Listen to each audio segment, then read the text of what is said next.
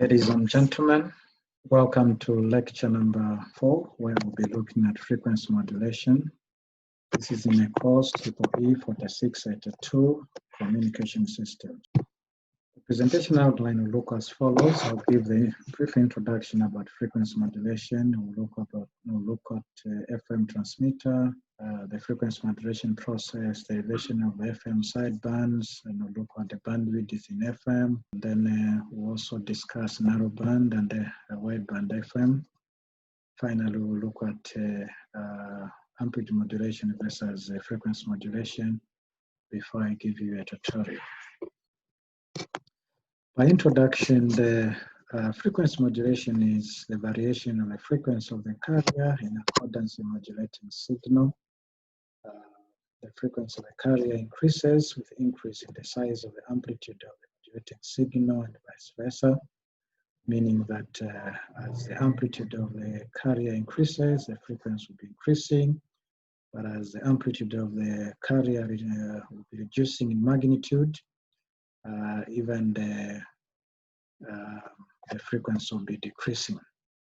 So when a modulating signal amplitude is 0, the frequency of the carrier is unchanged. But below 0, it will reduce. Above 0 and beyond the normal amplitude, it will also be increasing.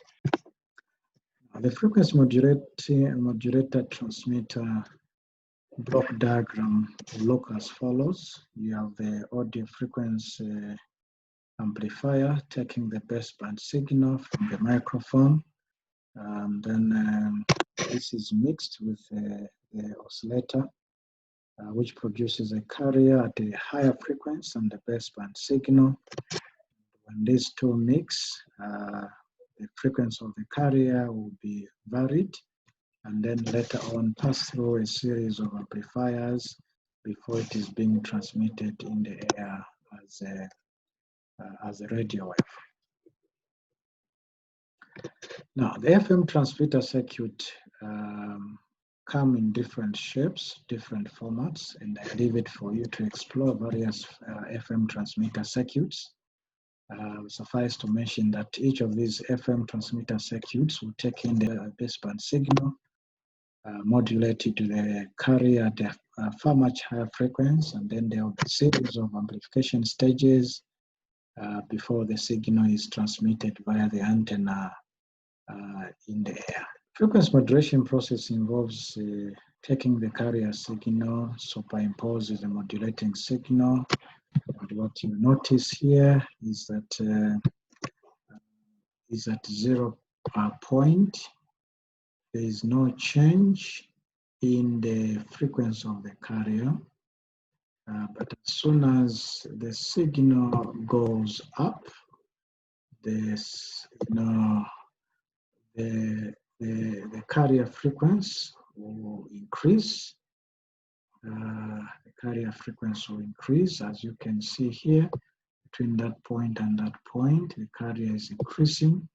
But the moment the amplitude of the baseband signal begins to reduce, even here, the frequency of the carrier will also begin to reduce. So if you compare this point and that point, you'll notice that here the frequency of the carrier has reduced in accordance to the shape of the modulating signal, baseband signal. So that's basically what happens in frequency modulation. So when this takes place, you'll have we can actually represent this scenario mathematically. If we take equation 1 being the modulating signal, where equation 1 gives EM, the instantaneous amplitude, being equal to the maximum value of the modulating signal multiplied by the cosine of omega t, where omega m here is angular velocity, which is equal to 2 pi f, or sometimes called the angular frequency, and fm there being the modulating frequency. So if this baseband signal of equation 1 is superimpose the carrier signal shown in equation 2, where EC is the instantaneous amplitude of the carrier, and capital EC is the amplitude of the carrier signal, and omega CT there being the angular velocity or angular frequency equal to 2 pi FC, and FC being the carrier frequency with phi being equal to the phase angle as shown in equation 2.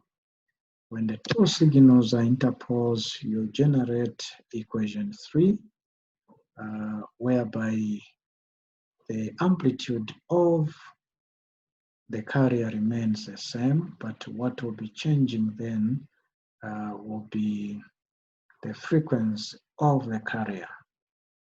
So the frequency of the carrier will be changing. So, and in this case, the maximum deviation of this particular signal occur when cos omega mt is equal to 1, equal to plus or minus 1. That is the being maximum. And therefore equation 3 changes to equation 4 and 5. And then expanding further equation 4 and 5, you're going to get equation 7 and 8, which is basically the equation for the frequency modulated wave. So this equation 8 can further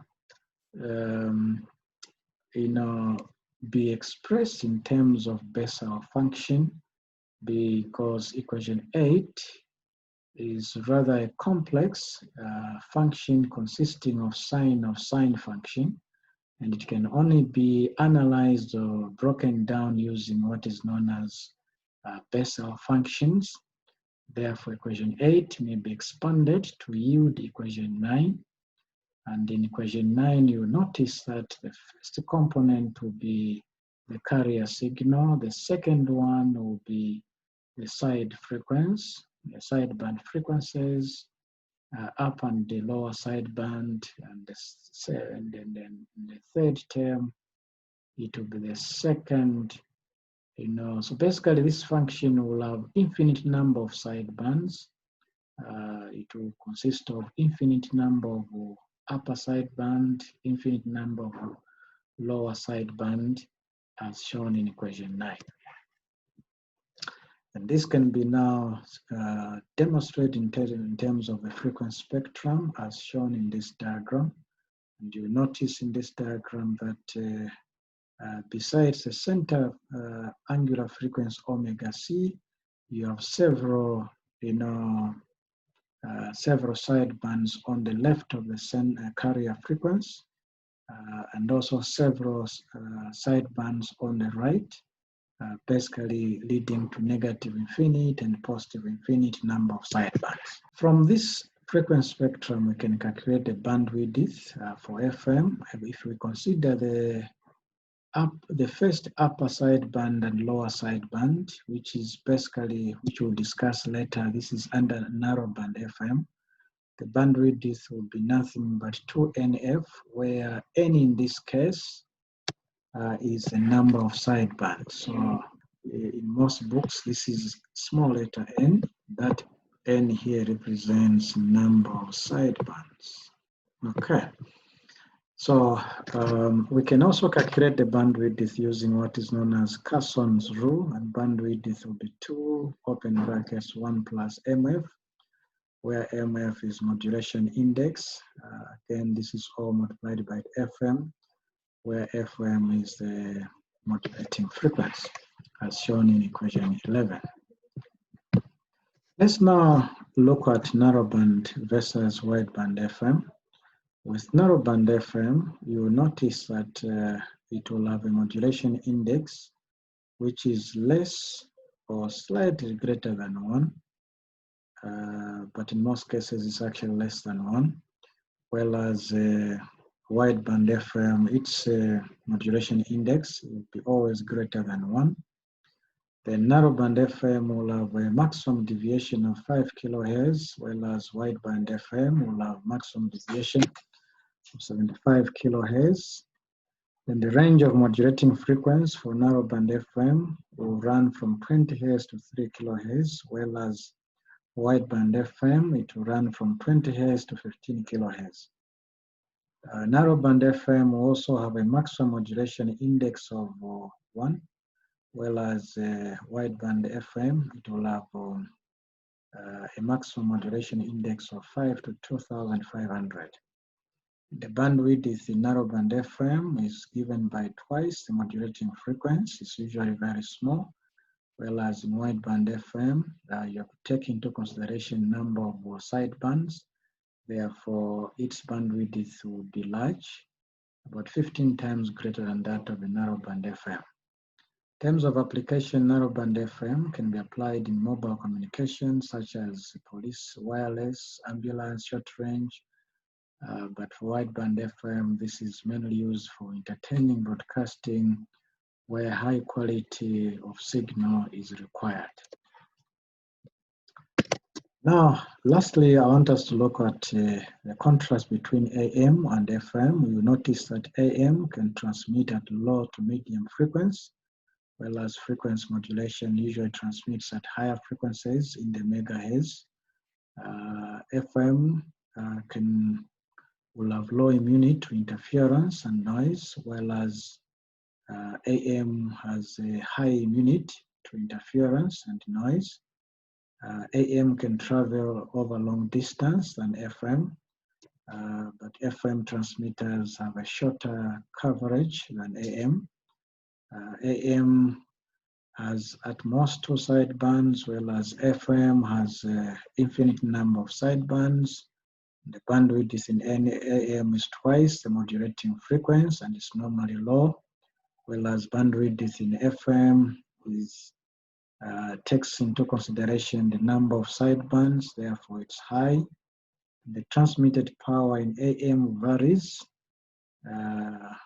because power is usually a function of amplitude. Since the amplitude of the modulated signal will be varying, therefore the power will also be varying. But in FM, the amplitude is kept constant. What varies is the frequency, therefore the transmitted power will always be kept constant. This is a set of references that we've been using. These are some of the tutorials you can try. This marks the end of our presentation. Thank you very much.